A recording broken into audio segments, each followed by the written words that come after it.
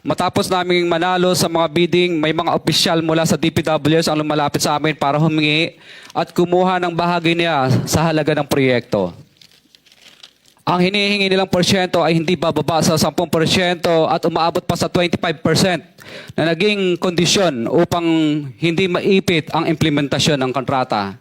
Ito ay binibigay namin sa kanila ng cash. Ang bawat transaksyon ay may karampatang voucher at ledger na nagsasaad ng mga araw at kung kailan nila ito natanggap.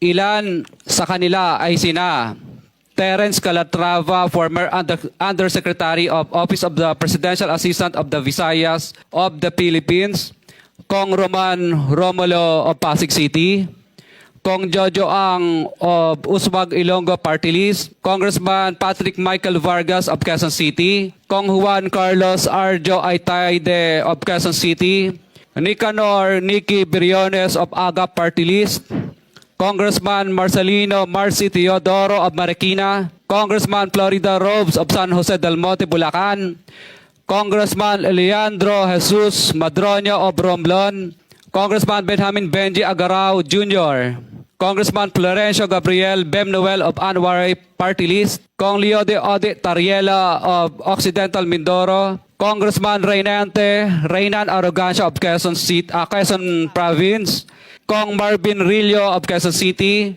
Kong Teodoro Haresco of Aklan, Kong Antonieta Yudela of Zamboanga, Sibugay, Kong Dean Asisio of Caloocan, Kong Marivic Pilar of Quezon City.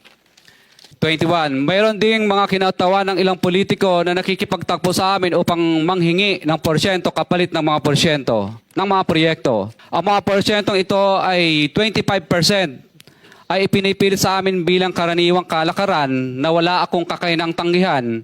Ilan sa kanila ay sina Regional Director Eduardo Virgilio of DPW's Region 5, Director Ramon Ariola III of Unified Management UPMO, District Engineer Henry Alcantara, DPW's Bulacan First, Undersecretary Robert Bernardo, District Engineer Aristotle Ramos of DPW's Metro First, Pasig City, District Engineer Manny Bulusan of DPW's North Manila Deo, District Engineer Edgardo C. Pingol of DPW's Bulacan Subdeo, District Engineer Michael Rosaria of DPW's Quezon Second Deo.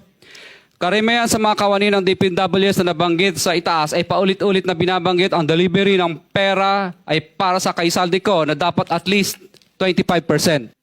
Si Kong Marvin Rillo naman ay ilang beses na binabanggit ang pangalan ni Speaker Martin Romualdez bilang kanyang malapit na kaibigan. 25. Sa tuwing umiinom kami sa Wine Story, sa BGC at sa Shangri-La Mall, sinasabi pa ni Kong Rillo na lahat ng kanyang request para sa pondo ay galing pa mismo sa unprogrammed funds at insertion na inaaprubahan ni Speaker.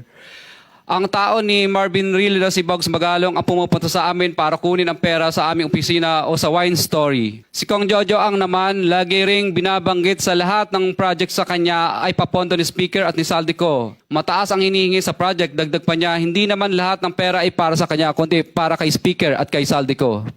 Sa lungsod ng Pasig naman, lumapit sa akin ang DPW's project engineer na si Angelita Garucha para kolektahin ang parte ni Kong Roman Romulo sa flood control projects noong 2022. 28, number 28.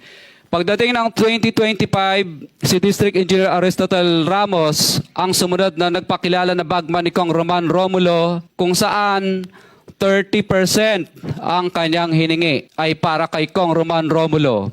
Sinabihan ko kay D.E. Ramos na masyado namang mataas, ngunit sinabi niya na walang magagawa dito dahil pondo ito galing sa unprogrammed funds at insertion galing sa taas. Sa ilang pagkakataon, ang mga politiko na personal na inabutan ng halaga ayon sa hinihingi nilang porsyento mula sa proyekto.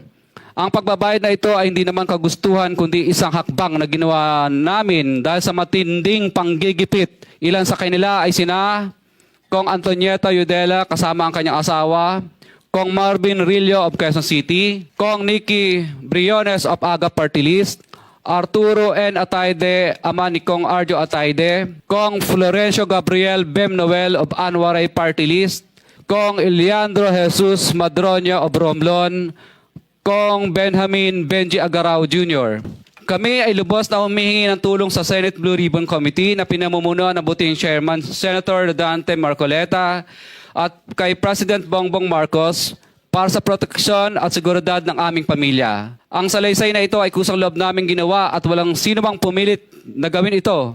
Sa katotohanan ng lahat ay nilagdaan namin ang salaysay na ito ng kusang loob at walang pumipilit. Sign, Pacifico of Vizcaya, nagsasalaysay. Notaryado po.